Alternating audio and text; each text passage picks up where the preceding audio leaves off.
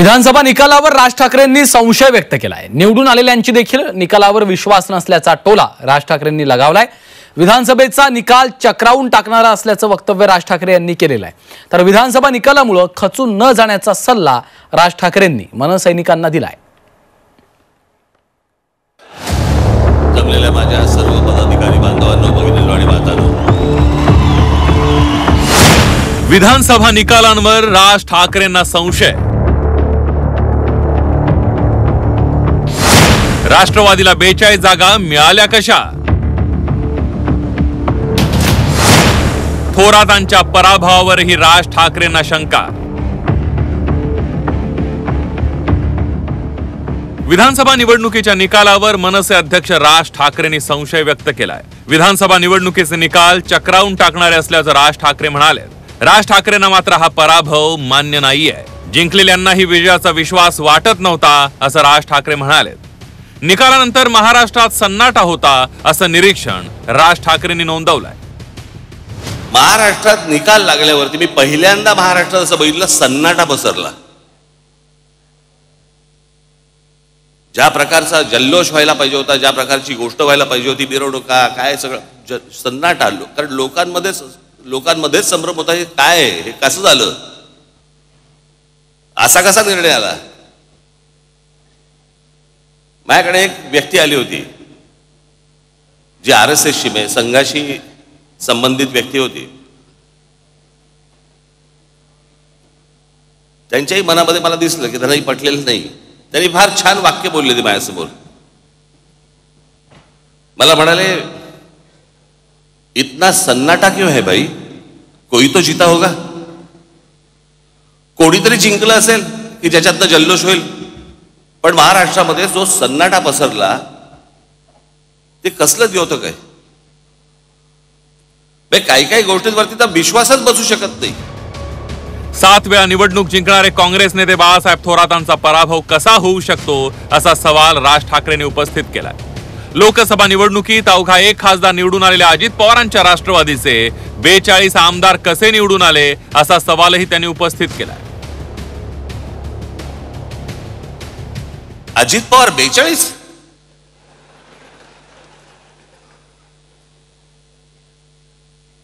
म्हणजे 4-5 जागा येतील की नाही असं सगळ्यांना वाटत असताना अजित पवार 42, कोणाचा तरी विश्वास बसेल का याच्यावरती?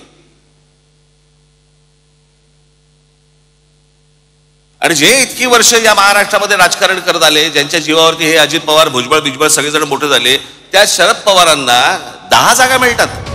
राज ठाकरेंनी राष्ट्रवादीच्या आमदारांच्या संख्येवर संशय व्यक्त केल्यानंतर राष्ट्रवादीने ही जोरदार प्रत्युत्तर दिलंय। राजसाहेब हे राजकारणातले खरे गजनी आहेत। त्यांनी भाषण करण्याच्या आधी शर्टावर लिहून यायला पाहिजे होतं की 2014ला आपण कोणाच्या विरोधात आरोप केले, 2019च्या विरोधामध्ये निवडणुकीत आपण कोणावरती आरोप केले आणि 2024मध्ये आपण कोणावरती आरोप केले। ते जर नुसतं लिहून आणून वाचले असते तर त्यांना कळालं असतं की आपण नेमकं कुठं चुकतोय। नेहमी भूमिका बदलल्याच्या नंतर लोक तुमच्यावर विश्वास कसा ठेवतील? राज ठाकरेंच्या EVM विरोधी भूमिकेचं काँग्रेसनं समर्थन केलंय। यावेळीही निकाल हा अनपेक्षित होता। राज्यात अजूनही संशयाचं वातावरण असल्याचं म्हणत राज ठाकरेंच्या भूमिकेला समर्थन आहे अशी प्रतिक्रिया काँग्रेसचे ज्येष्ठ नेते बाळासाहेब थोरात यांनी दिली आहे। हे खरं आहे की मी 8 वेळेस विधानसभेमध्ये गेलो आणि 50,000च्या वर काय मताधिक्य माझं राहिलेलं आहे। यावेळेचा निकाल अनपेक्षित आमच्याकरता होता, कार्यकर्त्यांकरता होता, जनतेला सुद्धा अनपेक्षित वाटतोय तो, आणि महाराष्ट्राला तो साहजिकपणे वाटतो आहे। ही वस्तुस्थिती आहे। त्यामुळं माननीय राज ठाकरे यांनी उल्लेख केला असेल तर हे संशयाचं वातावरण महाराष्ट्रामध्ये सुद्धा अनेकांच्या बाबतीत आहे, माझ्याच बाबतीत नाही, अनेकांच्या बाबतीत आहे की दिसतं मतदान होताना वेगळं, घडलं मात्र वेगळं। विधानसभा निवडणुकीत महाराष्ट्र नवनिर्माण सेनेने 135 जागा लढवल्या। 135 जागांपैकी एकही ठिकाणी मनसेचा उमेदवार जिंकून आला नाही। 2019 मध्ये मनसेचा एक आमदार निवडून आला होता। यावेळी मनसेला भोपळाही फोडता आला नाही।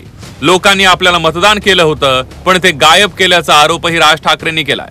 या मतदानावरती जाऊ नका, लोकांनी आपल्याला मतदान केलेलं आहे, फक्त ते आपल्यापर्यंत आलेलं नाहीये।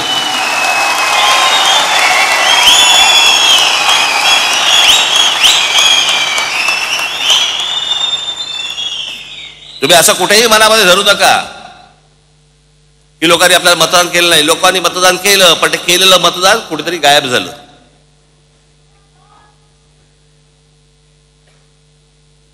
आणि अशा प्रकारच्या ज्या निवडणुका लढवायच्या असतील तर निवडणुका न लढवल्याच बऱ्या. काँग्रेसने ईव्हीएम घोटाळ्याचा आरोप करत राज्यव्यापी आंदोलन केलं होतं.